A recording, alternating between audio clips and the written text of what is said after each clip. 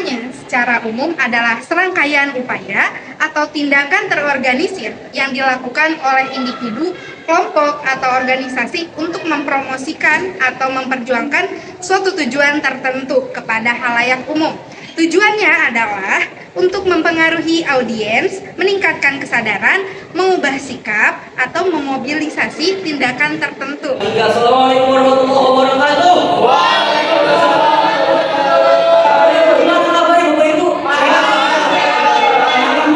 Kita dari paslon nomor 1, Presiden Republik Indonesia hukuman tegak. Ada yang terus nanti awal saya Bapak Ibu ya. Oke. Saya dulu kenalin. Saya Alfi sebagai paslon nomor 1 sebagai presiden. Teman saya siapa? Ya. Nah, kami punya visi misi nih, mau tahu nggak? Mau tahu? Nah, visi misi kami itu terwujudnya Indonesia yang unggul, adil dan berdaulat bagi semua. Dan visi kita yaitu menegakkan hukum dan HAM. Yang kedua, meningkatkan kualitas pendidikan. Dan ketiga, menegaskan bahwa hukum tidak bisa diubah oleh kekuasaan.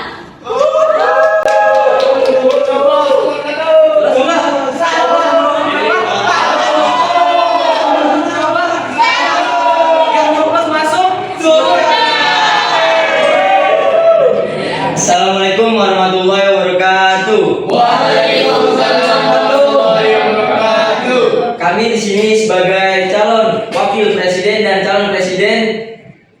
Nah, nama saya Aliman Firdaus sebagai calon presiden. Dan perkenalkan, nama saya Jess Agisni sebagai calon wakil presiden nomor urut 2. Di sini saya akan menyampaikan visi untuk kedepannya ya, jika saya jadi presiden.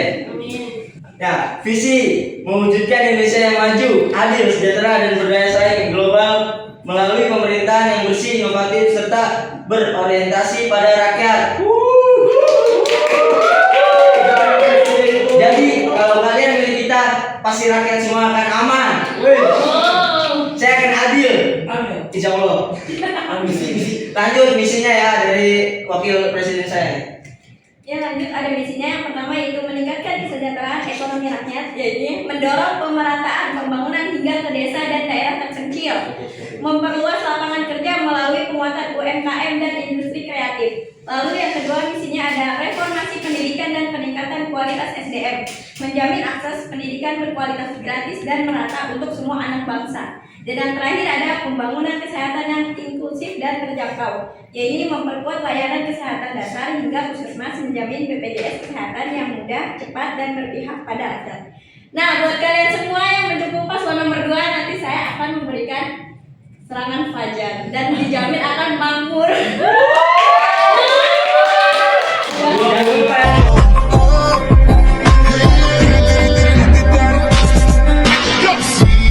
Sabes que ya llevo un rato mirándote.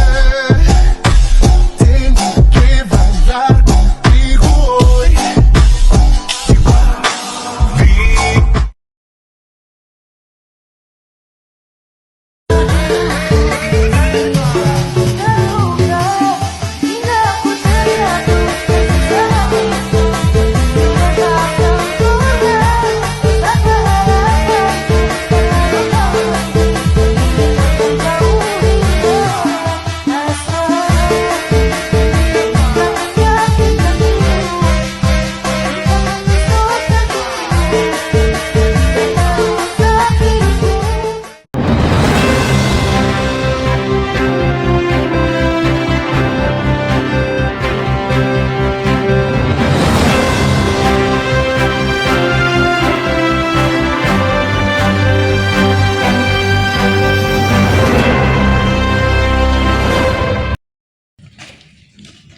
Oke, assalamualaikum warahmatullahi wabarakatuh.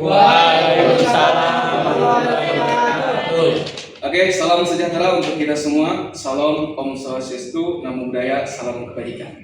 Selamat malam para hadirin semuanya, pemirsa di seluruh Indonesia, dan kedua pasangan calon presiden dan wakil presiden tentunya. Pada malam hari ini kita akan memasuki debat resmi antara pasangan calon. Tugas saya adalah memandu jalannya debat agar berlangsung tertib, adil, dan informatif bagi publik.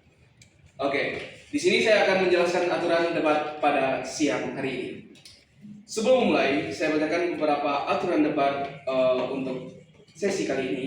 Yang pertama, setiap paslon memiliki waktu yang sama dalam setiap segmen. Yang kedua, tidak diperbolehkan melakukan serangan personal atau menyebut hal yang tidak berkaitan dengan program kerja. Yang ketiga, moderator berhak menghentikan pembicaraan bila waktu habis atau topik keluar dari konteks. Dan yang keempat, semua jawaban diharapkan fokus pada visi, misi, dan program masing-masing. Jika sudah jelas, kita masuk kepada segmen pertama, yaitunya penyampaian visi misi. Oke, setiap paslon diberikan waktu 2 menit untuk menyampaikan visi dan misi secara singkat. Pertama, kami persilakan kepada pasangan calon 01. Terima kasih banyak kepada moderator atas waktu dan kesempatannya kepada saya untuk memaparkan visi dan misi kami selaku calon wakil presiden dan calon presiden Indonesia 2025. Pada kali ini kami akan memaparkan visi dan misi kami, yaitu visi kami untuk terwujudnya Indonesia yang unggul, adil, dan berdaulat bagi semua. Menjadi negara yang unggul, Indonesia pastinya harus menjadi negara yang sangat unggul. Tentunya juga adil terhadap banyak masyarakatnya, dan juga berdaulat, adil, dan makmur.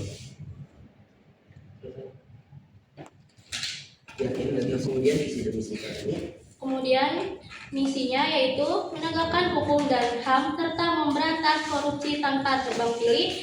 Yang kedua, meningkatkan kualitas pendidikan serta memajukan kesejahteraan sosial. Dan yang ketiga, menegaskan bahwa hukum tidak bisa diubah oleh kekuasaan. Terima kasih kepada paslon 01 yang telah menyampaikan visi dan misi secara lugas, tajam, dan tentunya terarah.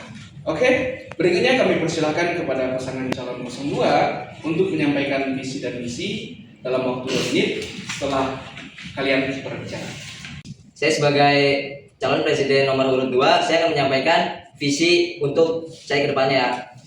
Saudara-saudara sebangsa dan setanah air, Indonesia adalah negara besar dengan potensi luar biasa. Namun potensi itu hanya dapat terwujud jika kita membangun pemerintahan yang bersih, ekonomi yang kuat, pendidikan yang merata, dan masa depan yang berkelanjutan. Saya hadir di sini untuk membawa visi Indonesia maju yang berkeadilan, Indonesia yang tidak hanya tumbuh, tetapi juga memastikan setiap rakyat merasakan manfaatnya. Nah, visi saya 1, mewujudkan Indonesia maju yang berkeadilan, berdaya saing, dan berkelanjutan untuk semua. Visi ini menggambarkan arah besar yang ingin dicapai Indonesia dalam jangka panjang.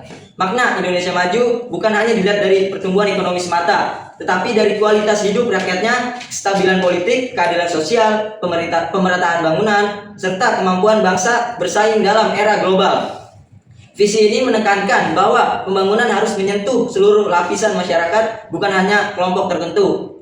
Berkeadilan. Kata berkeadilan berarti bahwa seluruh warga negara tanpa memandang latar belakang sosial, ekonomi, suku, atau daerah memiliki kesempatan yang sama untuk maju. Yang kedua, berdaya saing. Dalam konteks global, sebuah negara hanya dapat berkembang jika memiliki daya saing yang kuat. Daya saing ini mencakup kemampuan industri nasional untuk tumbuh, kualitas tenaga kerja yang terampil, inovasi teknologi, sistem pendidikan modern, serta efisiensi birokrasi. Yang ketiga, berkelanjutan. Pembangunan tidak boleh mengorbankan masa depan. Kata berkelanjutan menegaskan bahwa pertumbuhan ekonomi harus tetap menjaga lingkungan, sumber daya alam, serta kualitas hidup generasi mendatang. Nah, yang terakhir untuk semua. Bagian terakhir dari visi ini menegaskan bahwa tujuan negara adalah menghadirkan kesejahteraan bagi seluruh rakyat Indonesia. Nah, cukup sekian. Misinya di sini ada yaitu 1, membangun pemerintahan yang bersih dan transparan, yakni di mana memperkuat digitalisasi layanan publik untuk memberantas korupsi. Yang kedua, ada meningkatkan kesejahteraan ekonomi rakyat yang menciptakan 7 juta lapangan kerja baru melalui industri kreatif seperti UMKM digital dan teknologi hijau. Yang ketiga, ada pendidikan berkualitas dan terjangkau. Jadi di sini saya akan adakan gratis biaya pendidikan selama 12 tahun serta memperluas beasiswa perguruan tinggi. Yang keempat ada kesehatan untuk semua. Saya akan meningkatkan layanan puskesmas dan rumah sakit daerah dengan tenaga medis yang merata. Yang kelima ada infrastruktur merata hingga desa. Ini membangun dan memperbaiki jalan desa, irigasi dan koneksi internet nasional. Yang keenam ada ketahanan energi dan lingkungan berkelanjutan, yang dimana investasi besar pada energi terbarukan seperti surya, angin, dan panas bumi. Oke, cukup Sarah. Udah tunjuk. Oke, terima kasih kepada paslon 02 yang telah menyampaikan visi dan misi mereka. Kita masuk kepada segmen kedua, yaitu pertanyaan dari saya, mewakilkan dari rakyat. Pasangan calon 01 menempatkan penegakan hukum, HAM, dan pemberantasan korupsi tanpa tebang pilih sebagai prioritas utama. Pertanyaan saya, bagaimana mekanisme konkret yang akan Anda bangun agar kekuasaan tidak bisa mencampuri proses penegakan hukum, dan bagaimana memastikan integritas aparat di seluruh level pemerintahan? Waktu menjawab 2 menit setelah Anda berbicara. Terima kasih banyak kepada moderator atas pertanyaannya mengenai mekanisme untuk mencegah campur tangan penguasa dan menjamin integritas aparat penegak hukum dibangun atas 3 pilar. Dari jawaban kami, yang pertama yaitu independensi institusi, memastikan kemandirian anggaran dan proses pemilihan pimpinan lembaga penegak hukum yang bebas dari intervensi politik. Lalu yang kedua, pengawasan berlapis, menciptakan pengawasan internal yang kuat dan lembaga pengawasan eksternal independen seperti komisi-komisi dengan kewenangan investigasi dan saksi-saksi yang mengikat, didukung oleh verifikasi LHKPN. Lalu yang ketiga, transparansi publik, membuka akses informasi kasus dan menyediakan saluran pengaduan yang aman untuk menjamin akuntabilitas kepada masyarakat. Mungkin sekian, terima kasih. Baik, terima kasih kepada paslon 01 yang telah menyampaikan jawaban yang cukup lugas. Nah, selanjutnya paslon 02 diberi waktu 1 menit untuk menanggapi jawaban dari paslon 01. Waktu dimulai dari Anda berbicara. Baik, saya akan menyangga dari calon presiden nomor urut 1. Ini kan tadi di mana beliau menyebutkan meski 3 pilar penting ya. Nah, yang mau saya sanggah ini, meskipun 3 pilar tersebut penting, anggapan bahwa mekanisme itu cukup untuk mencegah campur tangan penguasa sebenarnya terlalu menyederhanakan persoalan. Karena independensi institusi seringkali hanya bersifat formal, sementara tekanan politik dan kepentingan informal tetap dapat mempengaruhi penjabat di dalamnya. Nah, pengawasan berlapis pun tidak otomatis efektif jika lembaga pengawasan sendiri rentan terkooptasi atau tumpang tindih kewenangnya. Selain itu, transparansi publik tidak selalu menghasilkan akuntabilitas nyata apabila pelapor tidak mendapatkan perlindungan kuat. Nah, dengan demikian, integritas aparat penegak hukum tidak bisa dijamin hanya melalui struktur dan prosedur formal. Yang jauh lebih menentukan adalah budaya integritas penegakan sanksi yang konsisten, serta pelindungan terhadap segala bentuk investasi non formal yang sering justru paling berpengaruh. Oke. Terima kasih. Oke. Dari paslon 02 yang sudah menanggapi jawaban dari paslon 01, kita kembali lagi kepada paslon 01 untuk memberikan respon tentunya selama 1 menit dimulai dari mereka berbicara. Dan saya ingin memberi tanggapan. Ada 3 pilar yaitu independensi, pengawasan, dan transparansi adalah fondasi. Namun efektivitasnya hanya tercapai melalui budaya integritas yang kuat, konsistensi penegakan sanksi, dan perlindungan terhadap pelapor internal untuk melawan tekanan informal. Oke, pemirsa, kita lanjut kepada pasangan calon 02.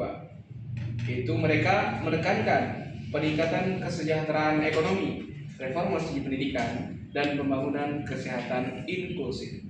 Pertanyaannya, apa langkah paling realistis dan terukur untuk meningkatkan kualitas SDM di daerah 3T, mengingat tantangan infrastruktur dan keterbatasan tenaga pendidik? Waktu menjawab 2 menit setelah Anda berbicara.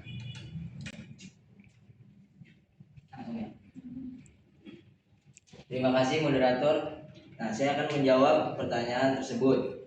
Langkah paling realistis dan terukur untuk meningkatkan kualitas sumber daya manusia di daerah 3T adalah: 1. Menguatkan sumber daya manusia lokal melalui pelatihan berjenjang, yaitu guru, kades, desa, dan fasilitator. Yang kedua, menggunakan teknologi sederhana atau offline untuk pendidikan dan pelatihan agar tidak bergantung pada internet.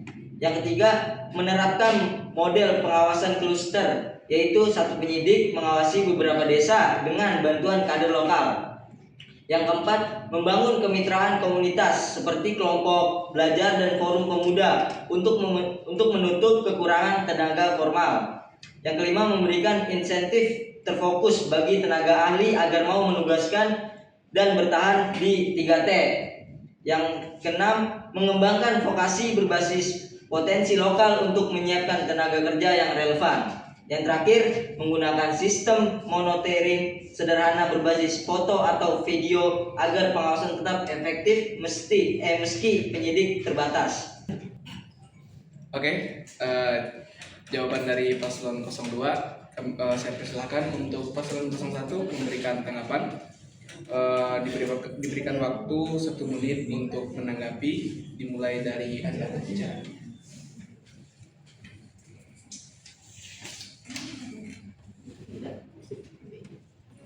Baik, terima kasih kepada moderator atas waktu dan kesempatannya kepada saya untuk menanggapi jawaban dari paslon nomor urut 2. Menurut kami gagasan Anda cukup menarik dan cukup terukur, tapi nggak sepenuhnya setuju karena beberapa alasan penting. Yang pertama, pendekatan terlalu bertumpu pada SDM lokal. Sementara di banyak daerah 3T yang Anda sebutkan tadi, kualitas dasar literasi dan kompetensi awal masih sangat rendah, sehingga pelatihan berjenjang saja tidak cukup tanpa intervensi, tanpa ahli secara intensif dan berkelanjutan.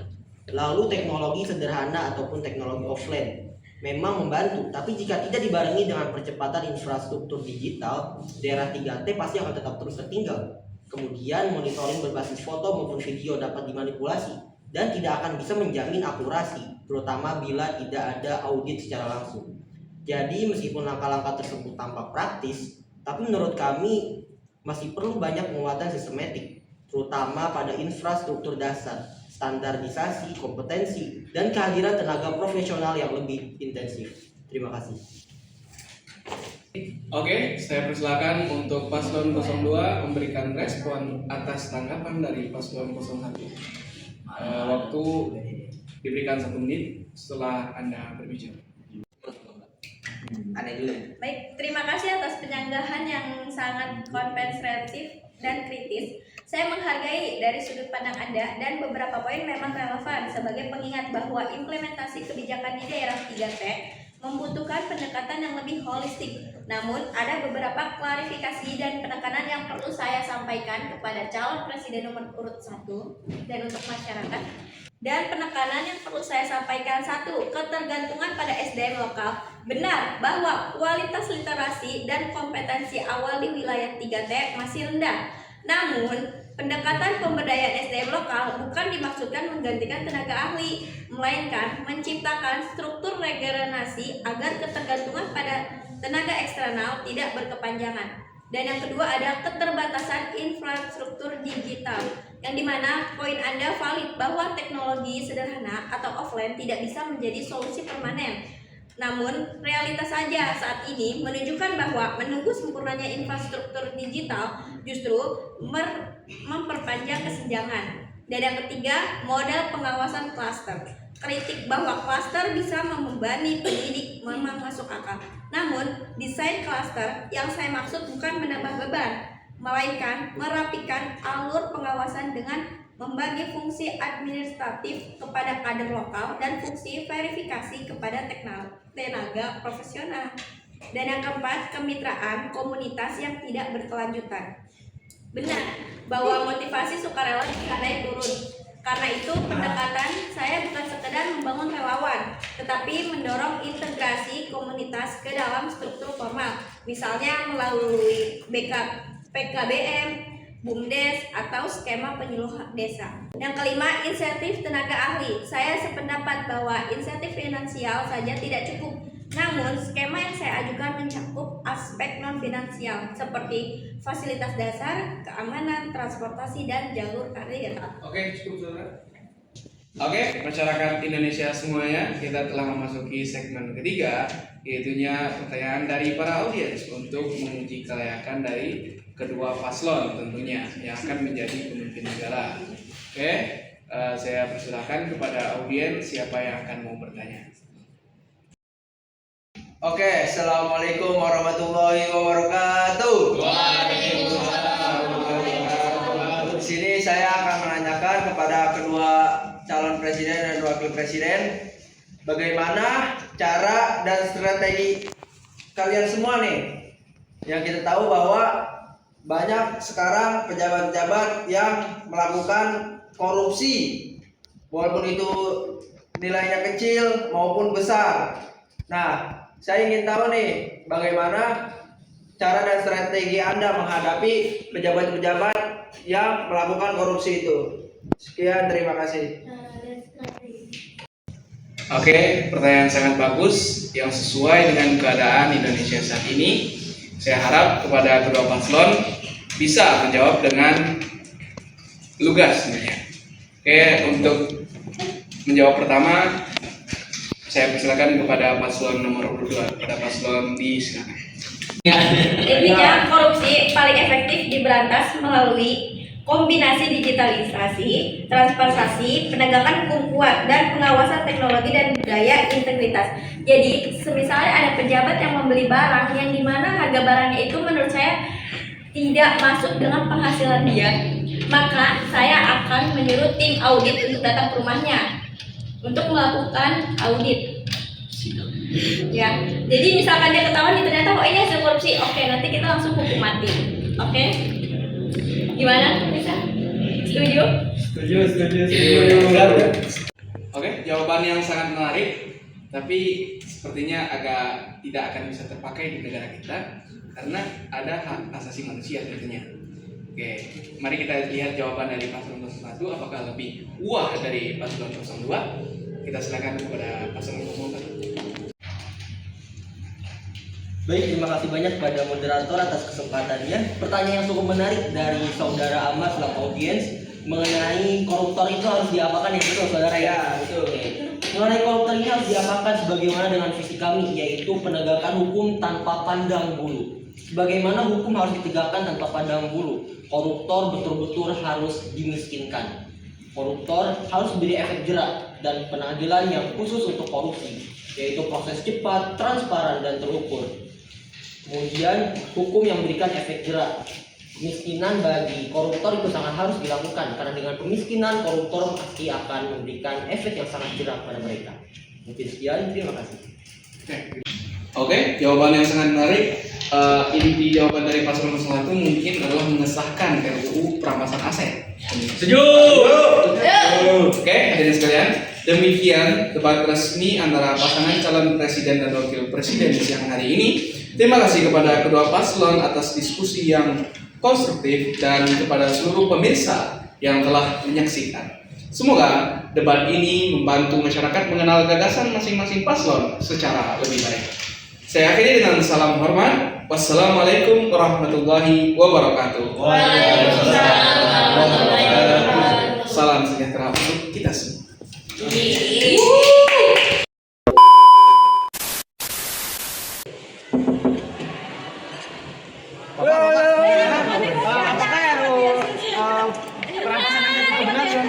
Ya betul.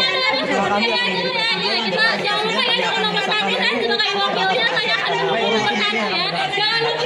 Oke Bapak, siap. Terima kasih. Oke Bapak. Ya, terima kasih. Dan apakah habis itu? Ya, bikin. Iya. Benar. Salah. Ini belum. Sama Bapak. Oke, bagaimana dengan hukuman mati bagi para koruptor? Itu kejar supaya. Sudah. Bacokin.